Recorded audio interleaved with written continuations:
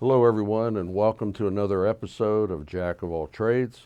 I'm your host, Jack Allen, and this month we have a quite an interesting show. We have our two state representatives and our state senator to let you know what they're doing for you and also how you can get a hold of them. So, hope you enjoy the show.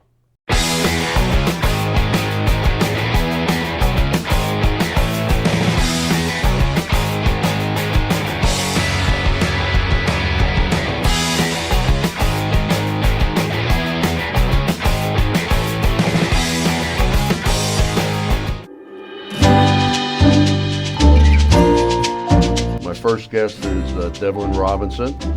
He's a state senator in District 37, so welcome. Thank you. Devlin and I are also in the same ancient order of Hibernians out of Pittsburgh, so I've known Devlin for quite a few years. That's right. And you were sworn in just last month, well, actually 2 months ago now. So for people that aren't familiar with you, can you just give us a little information about you? Sure. I grew up in Brookline, and I went to Central Catholic High School, graduated in June of 2001, joined the Marines in July of 2001, and got a ship-out date in October of '01. So in between those two dates happened to be September 11th, and that's whenever I changed my contract to the infantry. And that put me on a path to the invasion of Iraq in 2003 with General Mattis. Then I went to Afghanistan, and then Fallujah in 2005. During the invasion, I was in the battles of Nasiriyah, Diwaniyah, Shamli, Al-Qut, and Baghdad. And Nasiriyah was a infamous battle where POW Private Jessica Lynch was captured and rescued. So we were part of that rescue team. Okay. And then after you got out of the Marines. After I got out of the Marines, I moved back here to Pittsburgh, and about a year later, I started my own company, Veterans Medical Technology, leasing high-grade medical lasers to hospitals throughout Western Pennsylvania and Western New York. And that afforded me the opportunity to get a bachelor's degree from Robert Morris, an MBA from the University of Pittsburgh, Katz School of Business, and I really got involved in a lot of veterans organizations, one of which being the Semper Fi Odyssey up in the Laurel Highlands that helped Marines and sailors, soldiers, and airmen transition out of the service and into civilian life. And that's really what put me on the path to where I am today in politics. I just got more involved in the community and met a lot of like-minded people and met some politicians, and I decided I was going to help them. That was the route to take. That's right. And whenever this seat opened up, I decided to run for it. No, we're certainly glad that you did. Now, you do represent all of Bethel Park. Correct? Yep. Okay. So what are the main issues that you feel that you're facing in Harrisburg right now? The main issue right now, everything is about beating the COVID pandemic and getting back to normal life. Getting kids back to school and getting people back to work. Okay. And how do you feel how the state has done so far with the COVID? I think, there's always room for improvement. We need to get more vaccines into people's arms. We need to, kind of move forward in a safe and efficient manner. Okay. Now I know that Johnson & Johnson, I guess they're being supplied this week to various areas, and I think I heard this morning about actually pushing teachers into the 1A group. So it sounds like we're certainly on the right track. Absolutely. I think the Johnson & Johnson vaccine is a game changer. It's the third vaccine that's out there in addition to Moderna and Pfizer. But what's good about it is that it is a single shot. You get your full inoculation after one visit. It doesn't need to be refrigerated, and so I think that it's going to make things a lot less confusing. Yeah, so, I mean, hopefully things will go smooth and we'll get, we won't be at our normal, but maybe we can get something close to being normal. So so COVID is on the front burner right now in the state. What do you see the long range goals, what we need to do? Long range goals, the region of Western Pennsylvania has had a long history of manufacturing, of blue collar jobs, and we're moving back towards that. We're trying to get. I have a bill that I'll be working on called the Max Manufacturing Initiative, and that's all about working with industry, the local universities, trying to get that type of blue collar workforce tied into the technology sector and start moving forward together. Okay. Now, one thing that's been in the news lately, Governor Wolf is proposing tolls on some of the interstate highways, and I do believe you're involved in that one right at the beginning. So if you can tell our viewers exactly what he had in mind and what you're doing to take that forward. Yeah, the proposal from PennDOT is they're trying to enact a toll right on I-79 in Bridgeville, and I think that's one of it's the worst place for a toll. There's a lot of development going in down there. It was an industrial center for a long time, and we're changing those fields over to sustainable housing.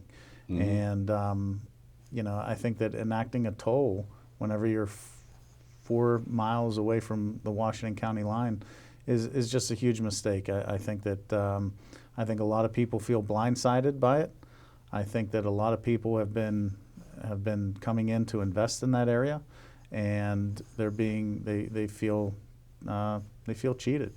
They feel like they're being pushed out of the area. Right. Well, I mean, a lot of the problem is how it affects like the trucking industry.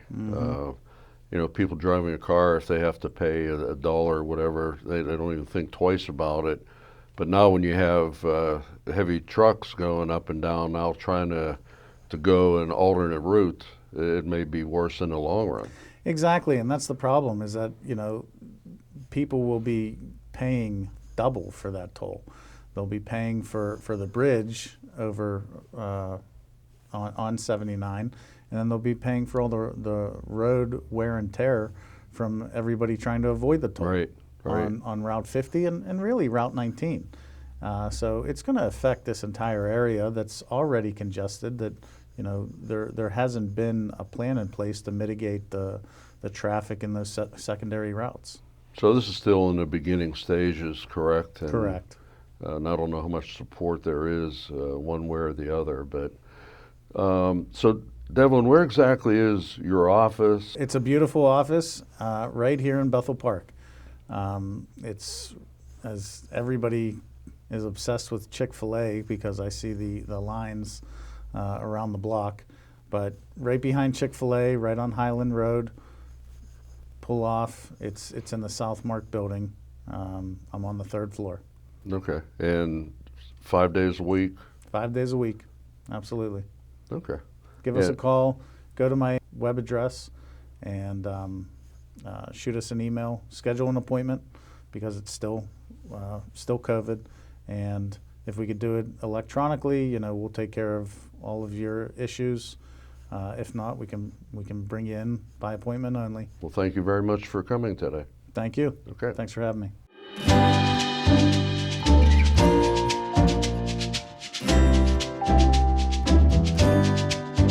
Okay, my next guest is Mike Psarek. He's a state rep from District 39. And Mike actually has 1/3 of Bethel Park. I believe he has wards 2, 3, and 9. Correct, yes. And with Natalie having the other 6. So Mike is an integral part of Bethel Park, so we want to welcome you. Much appreciated. And this is your 2nd term Correct. as a state rep. And so people that really aren't familiar with you, can you just give us a little bit about your background? Sure. So I'm a third-generation businessman, born and raised here in southwestern Pennsylvania. Went to Seton Hill University, graduated with a degree in communication, and really just kind of caught the political bug in college a little bit. Started learning a little bit about the philosophy of politics, and really once I came out and started working for my family's business, that was when I had the opportunity to see that I really felt that we were lacking a true business voice in places like Harrisburg. And that's why I decided to throw my hat in the ring. So it's been interesting so far. Oh, I'm sure. What are the main issues that you think are going on or facing you in Harrisburg currently? I would say currently we're dealing quite a bit with the election fallout from this past election. Obviously, the economy is a big issue as well. We've been trying to push to reopen, and unfortunately, we've been unsuccessful with breaking Governor Wolf's hold on everything. But yeah, the election's been taken up quite a bit. The amount of forensics that we've been able to compile at this point has been, I don't know, it's been staggering to put it mildly. Yeah. Now on the talking about opening the state up, I guess Governor Wolf has opened effective today 15% Right. for indoor activities, 20% outdoor. Right. And I guess it's a start. I mean, it's not going to bring businesses back to where they need to be. But at least he's given a little bit on that. Well, and I think the challenge is that, just like you had mentioned, it's difficult for the businesses at 15, 20% capacity to really be able to, get back and make that investment. Places like restaurants, for example, we had a labor and industry or a commerce committee hearing where we had a few folks from the restaurant industry, from the bars, that they just basically said, with the limitations that have been placed on them, they can't make the investments in food. They can't make the investments in all those perishable items because they just don't know that they're ever going to have the return on investment. And unfortunately, with the lockdown being what it has been, open, close, they've tried to make those investments a few times, and quite frankly, they're just running out of cash. Yeah, right. Because if they get their shipments on Monday and then they decide, well, we're going to close on Tuesday, that's it. That's the end of that. And but speaking of the vaccines that are available now, Pennsylvania has always been lagging behind the rest, especially when you look at our neighbor south in West Virginia that seems to be doing such a great job as vaccinating. What problem did we have from the beginning on vaccinations? I will tell you, the Wolf administration, from what we could tell, really never had a plan to distribute the vaccine, really had no plans to, really execute this at all. And unfortunately, I think because of the way that our government is structured currently, he has so much of that authority to dictate, how everything's carried out. Now, they've started up a COVID-19 task force. But to my knowledge, I don't think we've seen much in the way of results coming out of that just yet. It is still in the early stages, but just government takes a lot of time. Unfortunately, it's not like the private sector. Well, I can tell you firsthand that the COVID clinics or the vaccination clinics that are around now, they're doing a fantastic job. We had one here in Bethel Park last weekend where Spartan Pharmacy was in charge. Yeah. All volunteers, and did a great job. I went down to PNC Park last Friday to get my first shot, and the operation that these hospitals, clinics, it's unbelievable. I mean, I got from beginning to end, it was a 15-minute window. That's great. And now they're starting at Heinz Field. Right. So that should be great also. It seems like now that they have gotten the vaccines into the hands of more of our healthcare professionals, the private sector, things have, I think, sped up a little bit. But the fact that we really had no logistics plan put in place to be able to get these out, it definitely delayed things. Yeah. So we have COVID currently, and like you said about the election results. What's your particular long-range goals that you're going to try to meet? So a lot of my focus, especially coming into office, was on the economic development side of things. Projects like the Southern Beltway, connecting us to Pittsburgh International Airport, I think is going to be critical moving forward. Especially as the cracker plant in Beaver County gets completed.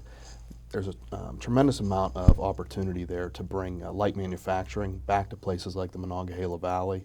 So we really think that we can start to bolster some of the communities that are in the 39th district that may have been struggling a little bit over the past few years. We're fortunate places like Bethel Park, South Park, Jefferson Hills have all been doing well, but places like West Elizabeth, Elizabethboro, they could use a little bit of a shot in the arm, if you will. So. Now, the 39th, that encompasses the ones you mentioned, Bethel, Jefferson Hills, Elizabeth, West Elizabeth. Is that the extent of your district? So I have all of Elizabeth Forward area, Elizabeth Township, Forward Township in the borough. Then we cross over to West Elizabeth as well as Jefferson, South Park, Bethel. But we also cross down into Washington County as well with Union Township, Finleyville, Nottingham, and Somerset. So pretty diverse, but I will tell you, as a legislator, it gives me a lot of opportunities to work not just on the suburban side of things, but also a little more on the rural and agricultural as well, which is right, nice. Because it seems like most of the districts have one type of entity there, but you have quite a few. Right. Now, we were talking about business before. One of the main things going on right now, and certainly at the federal level, is the minimum wage. Now, I've been at seminars with other elected officials, and what exactly is your position on that, or how do you feel the state is looking at that right now? Well, the Democratic Party for a while has had the talking points and the position that they want to arbitrarily just raise the minimum wage to $15 an hour. And unfortunately, what we've seen is other places across the country that have tried this, this policy. It's ultimately killed jobs. And unfortunately, with automation technology starting to get better, it's easier and easier for these corporations to basically replace the low-end workers with a machine at this point. So I think what we really need to focus on is making Pennsylvania a lot more business friendly, so we can attract better businesses, more companies, and ultimately, the market conditions will elevate people's salaries. But like I said, just to arbitrarily increase it, it always has a negative impact on things. Right, and to me, the number that it's increased to is just a pie in the sky number. That's it. And I feel that basically the minimum wage jobs are for high school kids. That's it. And the older you get, I mean, you should be on a career path that you would never have to look back to see what you made. Well, and I think when you really start to dive into the statistics of who is actually earning minimum wage positions, I think what you'll find is the majority of people are more of the younger generation. People just starting to get into the job market, start to learn, have some career skills. But it's really that kind of isolated number of people who are a little bit older, maybe trying to support a family on that salary, and those are the people that I think that we need to really try to focus on developing some of those new industries to help boost their their salary numbers. So, Mike, if someone needed to get a hold of you, where your office, or where is your office, and how would they reach you? So we're located on Route 51 in Jefferson Hills in the Huntington Bank Building. So pretty easy access right off of 43 and 51 there. Bottom floor, so feel free to stop in at any time. And they can also reach out online as well. We have a website as well as a Facebook page, so it's pretty easy to get a hold of us. That's 43 and 51. Is that large PA right Correct, there? Yes. Okay. Anything else you wanted to mention to our viewers about what you're doing in Harrisburg? Tell you what, I'm hoping to have some sort of an update regarding election results and some of the forensics that we've been working on. We're still kind of going through our process on that, and it's taken some time, admittedly, but some of the things we're finding are quite interesting. So I think once we finalize those, we'll be able to come out and really give people I think a clear vision of what all happened in this past election. Okay. Well, thank you very much for coming today and sharing your views with us. I appreciate the opportunity. And we look forward to seeing you in the near future.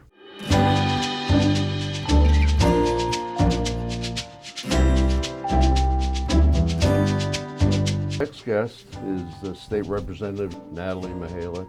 She represents the 40th District, which is about 2/3 of Bethel Park. She has 6 of our wards here. So welcome to Jack of All Trades. And you've been you're in your second term as our state representative, and I do have to tell you, that you have done more in the last 3 years than we could have ever imagined here in Bethel Park. So thank you for all that you do for us. Well, thank you. Now, for the people that don't know you, if you can just tell us a little bit about yourself. So I was first elected in 2018 to represent the 40th district. Before that, I'm an attorney by trade. So I worked, starting out after law school, I worked for the Allegheny County District Attorney's Office. I was in private practice for about 10 years, working in criminal court. And then I worked for PNC Bank in their Estates and Trust Department. And that really became my wheelhouse. And now in the House of Representatives, I do a lot with the Judiciary Committee. So a lot of the bills that I work on, have that tendency to deal with the criminal justice system. Before I was an attorney, I actually enlisted in the U.S. Navy right out of high school. I worked in the nuclear power plant. I was born and bred here in Allegheny County, so I've got 3 little ones at home, which is super fun for my husband when I'm traveling to Harrisburg quite a bit for our session days. The schedule is a little difficult to keep up with. Yeah. Now, where these did you days. grow up? Because I did meet your father and your mother. Mm-hmm. They knocked on quite a few doors for me. I grew up in Portview, so Okay. it's South Allegheny. South Allegheny. Yes. Okay. That's I thought that's the area that you grew up in. So what made you decide to get into politics? I always had an interest in it. I mean, ever since I was a little girl, it was, everybody always talked about it. We knew who our elected officials were. Going to the polls with my grandmother when I was a little kid, just like my kids are doing now. And then when I came back to Pittsburgh after law school, I joined the Republican committee in Upper St. Clair and, just kind of fell in love with it and wanted to be involved. And when the opportunity presented itself, my predecessor retired, it was just kind of a natural fit for me at that time. So is this the first political office that you've held? Yes. Okay. Yeah. So just give us a little idea of what the main issues that you yourself are working on in Harrisburg. Mm-hmm. So I serve on 5 committees right now. I serve on the House Appropriations Committee, House Judiciary, Veterans Affairs and Emergency Preparedness, Human Services, and one more that I'll think of eventually. A lot to handle. Children and youth. There we go. I feel like my legislative priorities sort of match those committees. So you'll see a lot in Judiciary. I have, I think, 6 domestic violence bills that I'm working on at the moment, just because of my experience in criminal court. A lot of the statutes don't necessarily take into account what the victim's going through, either when they're in court or some of the experiences they have even after the case is over. So that tends to really be my bread and butter legislation. Do a lot for our veterans in the area. It's nice to be able to team up with our newly elected state senator on some of our veteran Right. issues. Human Services, runs the gamut, anything from the opioid crisis to mental health services. So a lot of the legislation does revolve around the committees that I'm on. Right now, we are in budget season. We're in the middle of budget season. So every year the governor gives his budget address in February. This year was a little bit different. He didn't appear in person, so we got the virtual budget address. And being on House Appropriations, we just finished our 3 weeks of budget hearings. So budget hearings, we have every department head, come in, and a lot appeared virtually this year, and just tell us, what their needs are, and they try to justify, those needs and the governor's budget proposal. So from now until June 30th, when we're constitutionally required to, pass the state budget, we'll be, working on things having to do with that. But just the highlights from the budget proposal, the governor wants the $15 minimum wage, a 46% increase in personal income tax, a severance tax, things like that. So we are coming up, now that the budget hearings are over, we're coming up with our own proposal. Okay. Yeah, one thing I did want to go over with you was the minimum wage, because I know that we've had meetings on that in the past. Where do we stand on that? Where do you or how do you stand on that? Yeah. So, and you know, from the small business roundtable that I had a few years ago, and we were, you know, and this was pre-pandemic, and we had a lot of small business owners come in to, you know, testify that, you know, how harmful that increase would be to their small business. And now, a year into this pandemic, when our small businesses have been the hardest hit of anyone, and a lot of them didn't make it. A lot of them are, you know, hanging on by a thread. This isn't the right time to be doing that to our small business owners. Right, and we've had discussions in the past about it, and you know, it's a market-driven number, and as well as should be, and we'll just see what pans out. But obviously, on a federal level, they dropped that idea, and I guess they're going to leave it up to the states. So how close are we to the budget now? Because years ago, I used to work for the Treasury Department, and I think for the 10 or 11 years that I was there, very seldom, if any, did they ever have a budget passed by the end of July. Oh, wow. I mean, I wouldn't expect it to go beyond June 30th. Or June, I'm sorry. Yeah. Because then, you know, you're really, you know, starting to mess with the funding for so many different departments, different programs, education funding. If, you know, there's a lot on the line, there's a lot at stake if we don't get it passed by June 30th. So at this point in time, being the middle of March, I don't have an expectation that we wouldn't get there by June 30th, but you never know. It's been, you know, crazy times, a crazy year in Harrisburg. So you never know, but the goal in mind is to, you know, get consensus by June 30th. Yeah, well, like I said, when I was there were years that the budget wasn't passed, and then they said, okay, essential workers can work and non-essential workers could stay home, and it was a mess for those years. Natalie, your long-range goals that you give to yourself, what would they be? So, long range, I don't know where this is going to take me. Being that the schedule is so crazy, I'm sort of taking it day by day. I want to be as impactful as I can with the 2 years that I've been gifted by the residents of the 40th district. So I feel like it's hard to look beyond that, as I don't know at the end of the day if I'll be gifted another 2 years. So I pretty much take it day by day, and just know that my time may be short, and I want to be as, you know, impactful as I can be. And how much time would you say that you spend, and I know it probably varies, but between your office and your district and time spent in Harrisburg? A lot. There's really no days off in the job. I mean, when I'm in Harrisburg, I try to maximize my time there, because I'm already away from my family. So if there's a meeting that I have the option of doing either in the district or in Harrisburg, I always try to do it in Harrisburg. The thought of, you know, if I have that extra hour, I could spend it with my family. So I do try to cram in, you know, 14, 15, 16-hour days when I am away.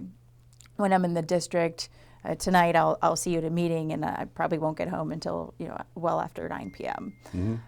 So it really just depends on the day, but I do try to carve out, you know, certain times during the week when I can spend time with my son. He's still in preschool, so he's home during the day. But now, how can our residents get a hold of you?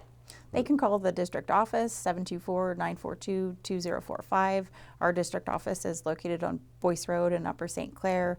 We're open from 9 to 4. There's a web contact form at rhett-mihalik.com for a pretty quick response from the staff. And we do anything, you know, state related. If they have unemployment compensation issues with PennDOT, any state related agency, we can act as a liaison for them. Okay. Well, I want to thank you for being on our show, and good luck to you, and we'll look forward to seeing you in the near future. Thanks so much for having me. Thank you. Okay, I hope you enjoyed our episode of Jack of All Trades. I want to thank our guests that joined us this month, and we look forward to seeing you next month on a new episode of Jack of All Trades.